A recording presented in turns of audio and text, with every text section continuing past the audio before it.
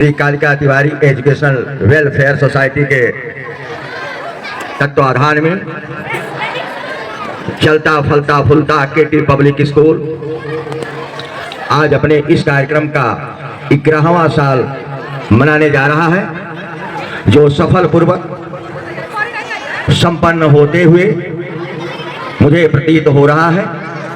इसी के साथ मुझे अपने जीवन का सबसे गौरवमयी समय आज मुझे प्राप्त हुआ है कि विद्यालय नहीं, कुल के, परिवार के सबसे बड़े मुखिया, सबसे बड़े भाई श्री वशिष्ठ मोहन त्रिपाठी तो बार बार स्नेह देते रहे, लेकिन आज 11वें साल में परम आदरणीय बड़ी भाभी श्रीमती शैलेश त्रिपाठी ने आज इस प्रांगण में अपना समय दे करके बच्चों को तो आशीर्वाद दिया ही, पूरे परिवार को आपने आप आशीर्वाद दिया।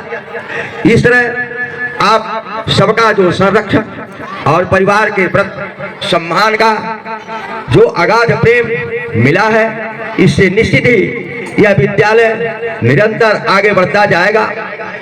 इसी के साथ हमारे बहुत आगंतुक चले गए, मैं जाने के बाद परम आदरणीय केपी मिश्रा को धन्यवाद देता हूं, परम आदरणीय राम सबज मिश्रा को धन्यवाद देता हूं, परम आदरणीय रामप्रट मिश्रा को धन्यवाद देता हूं, परम आदरणीय राम कृष्ण को धन्यवाद देता हूं, परम आदरणीय छोटेलाल जी को धन्यवाद देता हूं, परम आदरणीय चंदेव जी को धन्यवाद देता हूं, धर्मेंद्र जी को धन्यवाद देता हूं, ओम प्रकाश जी को धन्यवाद देता हूं और विद्यालय में उन पथिकों को धन्यवाद देता हूं जिन्होंने निरंतर मेरे साथ 11 से 13 साल तक कदम मिलाकर चलने का प्रयास किया। जबकि मैं एक टेंड व्यक्ति नहीं था, अनटेंड होते हुए अनटेंड लोगों को साथ लेकर के टेंड बनने का प्रयास किया, जिसमें पूर्णतः तो नहीं, मैं 70 से 80% सफल होने का गौरव प्राप्त किया। मेरा उद्देश्य क्या था? इस क्षेत्र में आने का एक मेरा लक्ष्य था। वह लक्ष्य, पहला लक्ष्य क्या था कि जो मेरे समाज से शिक्षा के विद्यालय दूर थे उनको सन्निकट करने का मेरा उद्देश्य था। यहाँ के लोगों में कम शिक्षा में, कम पैसे में ज्यादा शिक्षा देने का मेरी एक सोच थी कि बहुत सारे लोगों के पास पैसा न होते हुए उनके समाज में जाने का समय नहीं मिलता है, अवसर नहीं मिलता है। तो विद्यालय एक ऐसा माध्यम था जिसमें अच्छे से अच्छे लोग आते और उनसे विद्यालय के बच्चे सीखते। दूसरा मेरा क्या उद्देश्य था इस विद्यालय के प्रति कि जो मेरी वंशावली थी उस वंशावली को अमर करने का मेरा उद्देश्य था, लेकिन मेरे रास्ते अभी अधूरे। उसको आज मुझे पूर्ण विश्वास हो गया कि अगली पीढ़ी उस कार्य को करने में सफल है।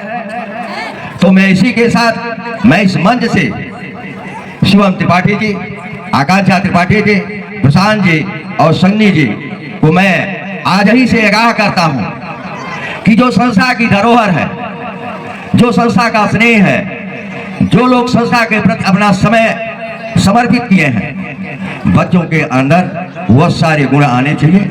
बच्चे इस विद्यालय के संस्कार युक्त होने चाहिए।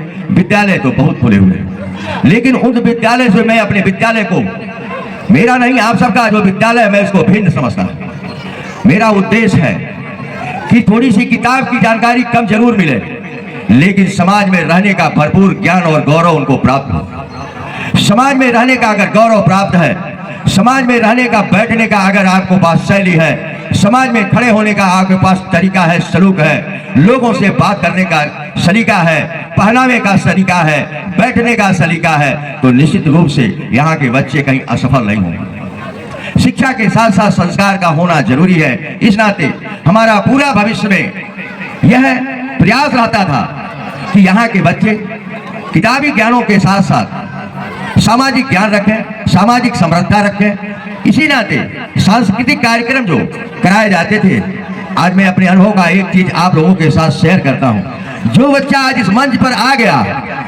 या जो बालिका इस मंच पर आ गई, वह निश्चित रूप से चाहे अपने परिवार में होगी, चाहे देश में होगी, चाहे गांव में होगी, वह अपने ही मंच पर रहेगी, उसके पीछे दुनिया होगी, वो दुनिया के पीछे नहीं रहेगा। आज स्कूल के समय में जो बच्चा आगे है उसके पीछे दुनिया चलेगी, देश चलेगा, यह मेरा दावा है।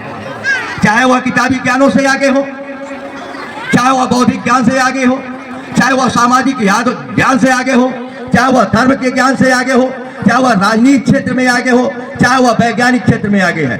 अगर विद्यालय में अगर आगे रहने की उसकी लालसा है, उसके पास जुनून है, तो कल देश उसके पीछे चलेगा, यह मेरा अनुभव करता है।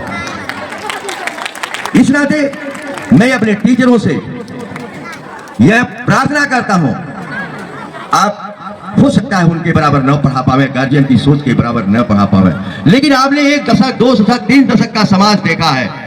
समाज को देखते हुए उनको बदलने का काम करें, यही आपकी सबसे बड़ी हुनर का फल है। आप उनके अंदर हुनर डालिए, कला कौशल डालिए कि वो जहां भी रहे वह सफल रहे। और जो कार्यक्रम अब तक कराए गए हैं वह निश्चित रूप से सराहनीय है।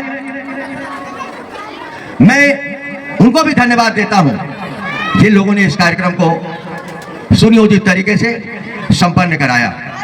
मैं पुनः अपने उन लोगों को भी याद करता हूं जिन्होंने बनकट बाग तक से यहां तक पहुंचाने का काम किया। शिव कुमार यादव जी को, दीनानाथ उपाध्याय जी को, पुराने में यही लोग रह गए जिन लोगों ने 13 साल अथक मेहनत करके 125 से संख्या आज लगभग 500 तक पहुंचा दिया।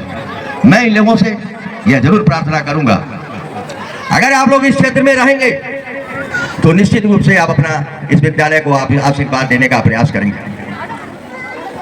नए टाइम में मैं सत्यम सिंह जी को, नरसिंह गौड़ जी को, रमाकांत यादव जी जो बधाई के पात्र हैं, मैं उनको भी धन्यवाद देता हूं कि जो समय समय पर आकर के विद्यालय में अपना मार्गदर्शन करते हैं। और इसी सब बातों के साथ मैं चाहता हूं कि बच्चे एक बार मेरे साथ भारत माता की जोरदार अपनी आवाज से स्वर देने का काम करेंगे। उसके बाद मैं अपनी वाणी को विराम दूंगा। भारत माता की, भारत माता की, भारत माता की, वंदे वंदे वंदे।